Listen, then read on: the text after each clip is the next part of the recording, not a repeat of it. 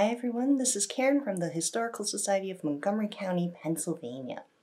In this video, we're going to be talking about some basic information for starting off on creating your family tree. If you've never done a genealogy project before, this video will help you get started on that adventure. So genealogy can be a very fun project to learn about your family history. However, if you've never done it before, you may be thinking, I don't even know where to start. So our first recommendation is just write down what you know. Start with your immediate family members, your parents, any siblings you may have. Write down the information that you know. So once you have written down what you know and gathered any supporting documents that your family already has, it's time to start asking questions and looking for what you don't know. So let's say you don't know your parents' parents. Start looking for them first. Most census records, depending on your family's history, you will be able to get most of their household names. So if you had an individual who had 2 parents and 5 siblings, they would be listed by name in most of the census here in the United States. Once you get their names, then start searching for any supporting documents. We're talking about census records, birth records, death records, marriage, divorce,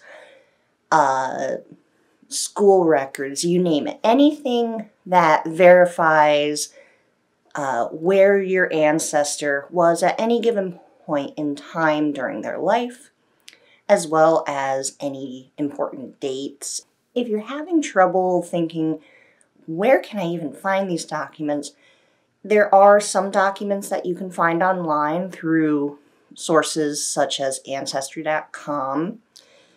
But you also want to make sure that you stop by at places like the Historical Society of Montgomery County. While there are a lot of digitized records, there are many, many more records that haven't been digitized yet, and some are too fragile to even go in scanners. So it is important to visit local historical societies, libraries, county archives, state archives, federal archives, depending on what you're looking for.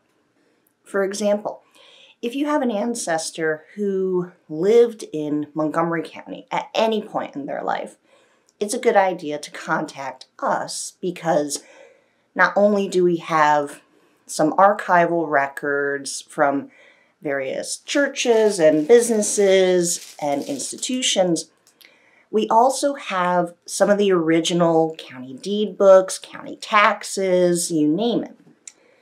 We also do have a subscription to Ancestry.com, which you can come in and log into one of our computers and access Ancestry that way. We also have most of the Times Herald on microfilm.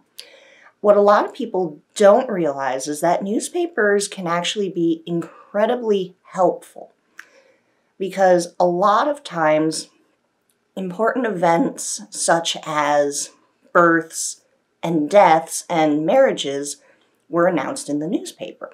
We also have many general reference books and subject-specific books, church histories, etc. The list goes on. So again, if you're having trouble narrowing things down, we can sift through what we have and try to help you find the answer to your genealogy question. Some important tips to keep in mind as you start this project.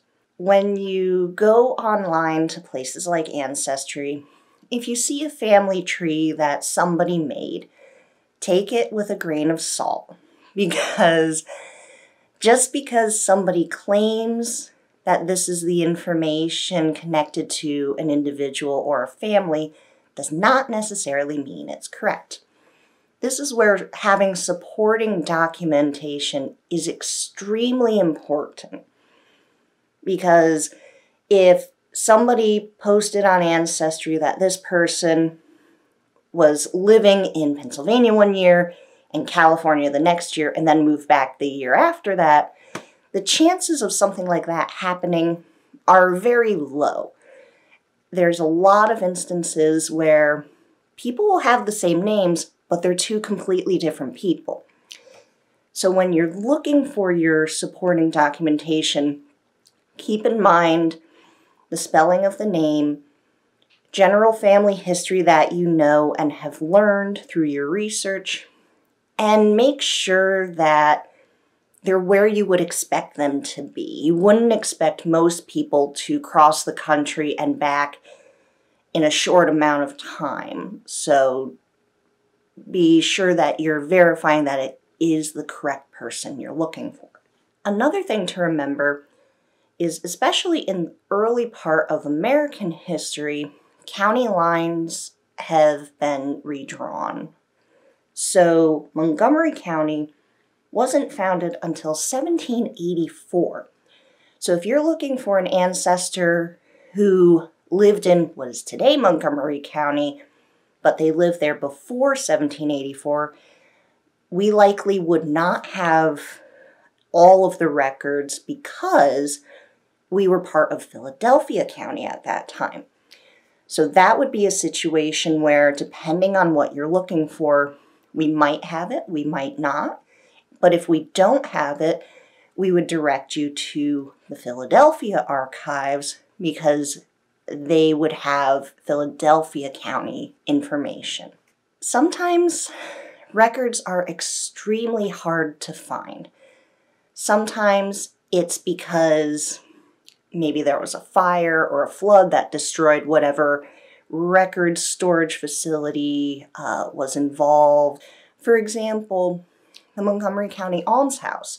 A lot of the early records sadly no longer exist anymore because there were 3 separate fires that hit that institution and much of the documents simply burned up at that time.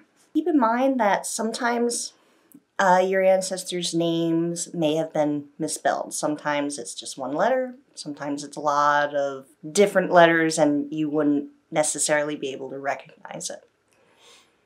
To give a better example of what can happen and what can cause these misspellings, we're going to introduce you to our furry companion, Dulce. This is our cat, Dulce. She was adopted several years ago from one of the local shelters here in Montgomery County.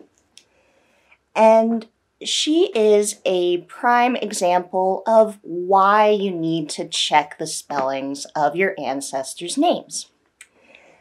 So her name is Dulce, but all of her paperwork from the shelter and all the medical work that came along with her adoption was misspelled. They left out the H, and we're not entirely sure whether it was a simple typo, they just forgot to put it in, or was there some sort of a language barrier? But you see this in humans as well. As you're looking at census records, church records, government documents, a single person can have their name spelled a variety of different ways depending on who was penning the document.